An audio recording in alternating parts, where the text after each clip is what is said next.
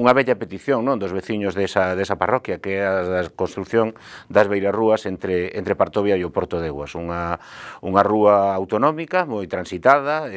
con moito tráfico tanto de vehículos como de peóns, e que a estas alturas pois semella que xa vai sendo hora de que poidan contar cunhas beirarrúas que garantan a seguridade dos peóns, porque ademais o que coñeza un pouco aquelo sabe que é unha recta na que a velocidade dos coches moitas veces supera a xeitada.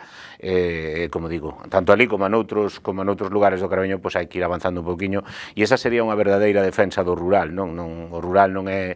facer fotos porque se cambia unha bombilla ou porque se desatasca unha fonte, eso enténdese que é o básico que habería que facer, pero se de verdade queremos apostar polo rural, hai que apostar con grandes obras, hai que apostar con melloras, hai que apostar porque a calidade de vida da xente que vive nas nosas parroquias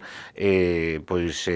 sexa a mellor posible e a xente aposte por de verdade irse a vivir aos nosos povos, ás nosas aldeas. En segundo lugar, levamos unha moción que tamén é repetida, é unha moción que leva moitos anos dando voltas en torno á Corporación do Concello do Carballiño, que é a ampliación do túnel dos 4 camiños para a construcción dun parque de lecer, dunha zona de ocio, incluso de zonas de aparcamento, e, bueno, en definitiva, dun amplo espazo público nese barrio, nesa zona, que é a de maior crecemento do Carballiño, onde viven moita xente nova, onde viven moitos matrimonios con fillos que se viñeron a vivir ao Carballiño por circunstancias diversas.